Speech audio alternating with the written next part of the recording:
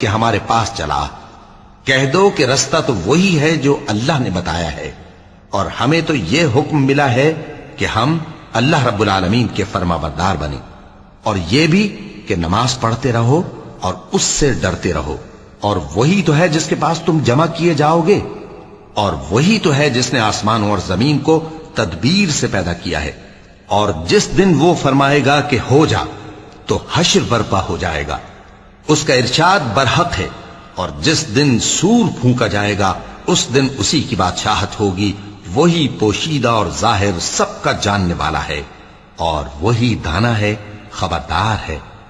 اور وہ وقت بھی یاد کرنے کے لائق ہے جب ابراہیم نے اپنے باپ آزر سے کہا تھا، تم کیا بتوں کو معبود بناتے ہو؟ میں دیکھتا ہوں کہ تم اور تمہاری قوم کھلی گمراہی میں ہو۔ اور ہم اس طرح ابراہیم کو آسمانوں اور زمین کے عجائبات دکھانے لگے تاکہ وہ خوب یقین کرنے والوں میں ہو جائیں۔ یعنی جب رات نے ان کو پردہ تاریکی سے ڈھانپ لیا تو آسمان میں ایک ستارہ نظر پڑا، کہنے لگے یہ میرا پروردگار ہے۔ جب وہ غائب ہو گیا تو کہنے لگے کہ مجھے غائب ہو جانے والے تو پسند نہیں۔ پھر جب چاند کو دیکھا کہ چمک رہا ہے تو کہنے لگے یہ میرا پروردگار ہے۔ لیکن جب وہ بھی چھپ گیا تو بول اٹھے کہ اگر میرا پروردگار مجھے سیدھا رستہ نہیں دکھائے گا تو میں ان لوگوں میں ہو جاؤں گا جو بھٹک رہے ہیں۔ پھر جب سورج کو دیکھا کہ جگمگا رہا ہے تو کہنے لگے میرا پروردگار یہ ہے، یہ سب سے بڑا ہے۔ مگر جب وہ بھی غروب ہو گیا تو کہنے لگے لوگو، جن چیزوں کو تم اللہ کا شریک بناتے ہو میں ان سے بیزار ہوں۔ میں نے سب سے یکسو ہو کر اپنے آپ کو اسی ذات کی طرف متوجہ کیا جس نے آسمانوں اور زمین کو پیدا کیا ہے، اور میں مشرکوں میں سے نہیں ہوں۔ اور ان کی قوم ان سے بحث کرنے لگی تو انہوں نے کہا کہ تم مجھ سے اللہ کے بارے میں کیا بحث کرتے ہو؟ اس نے تو مجھے سیدھا رستہ دکھا دیا ہے، اور جن چیزوں کو تم اس کا شریک بناتے ہو میں ان سے نہیں ڈرتا، ہاں جو میرا پروردگار کچھ چاہے۔ میرا پروردگار اپنے علم سے ہر چیز کا احاطہ کیے ہوئے ہے۔ کیا تم خیال نہیں کرتے؟ بھلا میں ان چیزوں سے جن کو تم اللہ کا شریک بناتے ہو کیوں کر ڈروں، جبکہ تم اس بات سے نہیں ڈرتے کہ اللہ کے ساتھ شریک بناتے ہو جس کی اس نے کوئی سند نازل نہیں کی۔ اب دونوں فریق میں سے کون سا فریق امن و بے خوفی کا زیادہ حقدار ہے؟ اگر سمجھ رکھتے ہو تو بتاؤ۔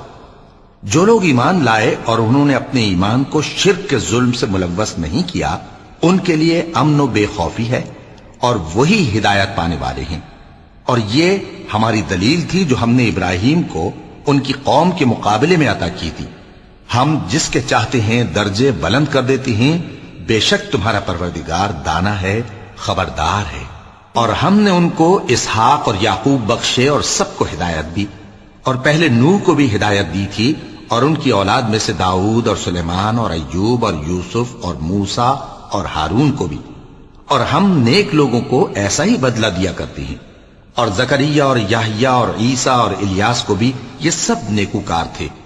اور اسماعیل اور الیسع اور یونس اور لوط کو بھی، اور ان سب کو دنیا جہاں کے لوگوں پر فضیلت بخشی تھی، اور بعض کو ان کے باپ دادوں اور اولاد اور بھائیوں میں سے بھی، اور ان کو برگزیدہ بھی کیا تھا اور سیدھا رستہ بھی دکھایا تھا۔ یہ اللہ کی ہدایت ہے، اس پر اپنے بندوں میں سے جسے چاہے چلائے۔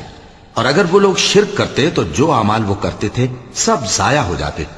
یہ وہ لوگ تھے جن کو ہم نے کتاب اور حکم شریعت اور نبوت عطا فرمائی تھی۔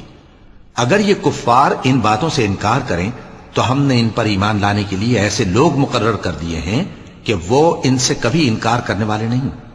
یہ وہ لوگ